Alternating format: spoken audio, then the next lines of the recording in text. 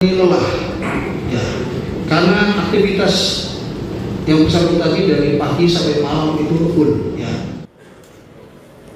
Polisi bilang penyebab utama kecelakaan yang mengakibatkan Argo meninggal karena pelaku mengalami kelelahan fisik. Berdasarkan analisa polisi usai penyelidikan, tersangka diduga dalam kondisi kelelahan saat mengemudikan mobilnya.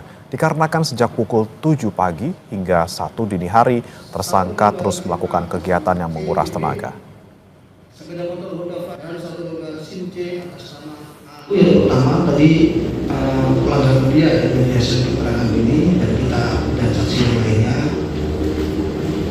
dia satu kurang konsentrasi, ya. Makanya pada saat naik kendaraan ya dia tidak klakson, tidak ada upaya menghindar, kemudian pengereman. Rem itu dilaksanakan setelah nabrak. Kota ini lelah, ya, karena aktivitas yang bersangkutan tadi dari pagi sampai malam itu full, ya.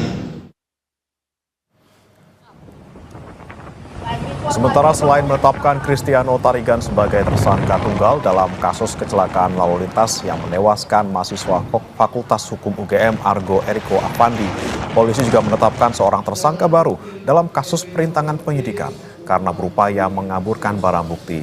Kapolresta Sleman, Kombes Edi Setianto Erning Wibowo bilang, tersangka baru sengaja melakukan penggantian plat palsu saat mobil Cristiano telah disita di Mapolsek Ngaglik.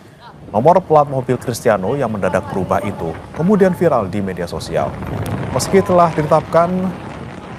menetapkan seorang tersangka baru, hingga saat ini polisi belum bersedia membuka identitas pelaku dengan alasan masih dalam proses penyidikan.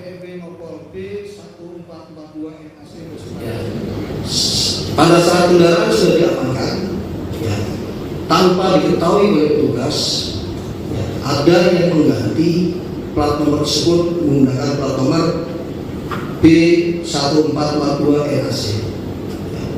Kami sudah dalami dan kami sudah amankan pelakunya. Ya. Kita sedang melakukan pemeriksaan dan pendalaman dan akan kita proses.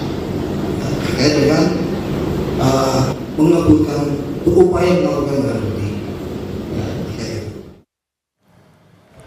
Sementara Pusat Konsultasi dan Bantuan Hukum UGM ditunjuk menjadi kuasa hukum bagi keluarga almarhum Argo Eriko Afandi, mahasiswa yang tewas dalam kecelakaan di Sleman, Yogyakarta.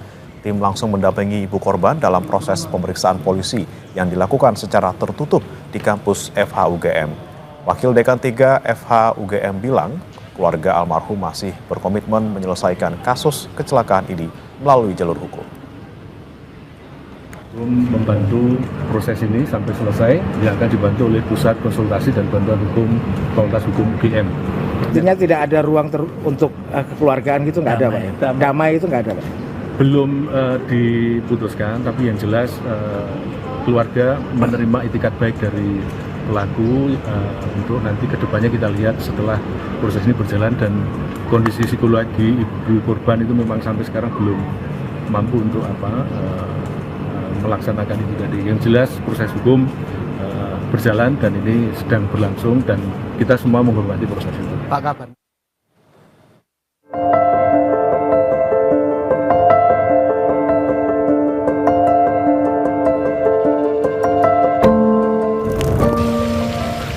Ungkapan duka cita terus mengalir untuk Argo Eriko Afandi, mahasiswa Fakultas Hukum Universitas Gadjah Mada yang meninggal dalam kecelakaan lalu lintas di Sleman, Yogyakarta. Sejumlah mahasiswa terus berdatangan dan meletakkan bunga di bawah patung Dewi Keadilan di halaman Fakultas Hukum UGM. Aksi peletakan bunga dilakukan sebagai bentuk simpatik atas meninggalnya Argo. Mereka berharap kasus kecelakaan yang menewaskan Argo dapat diusut secara tegak dan adil. Ini kami sebagai mahasiswa Universitas Gadjah Mada juga turut berduka cita atas wafatnya rekan kami, Argo. Harapannya dari kami mahasiswa sendiri juga semoga keadilan bisa menjemput Argo, yang mana semoga Argo mendapat keadilan yang seadil-adilnya. Karangan bunga ucapan duka cita juga memenuhi kediaman almarhum Argo Eriko di Celodong, Depok, Jawa Barat. Tak hanya bagi keluarga, kepergian Argo membawa duka mendalam bagi kerabat dan sahabat almarhum. Argo sebelumnya tewas akibat kecelakaan lalu lintas di Sleman, Yogyakarta, Sabtu 24 Mei lalu. Sepeda motor yang dikendarainya ditabrak mobil jenis sedan yang dikemudikan Cristiano Tarigan, mahasiswa Ilmu Ekonomi Fakultas Ekonomika dan Bisnis UGM. Penabrak Argo kini telah ditetapkan sebagai tersangka dan ditahan di Mapolresta Sleman.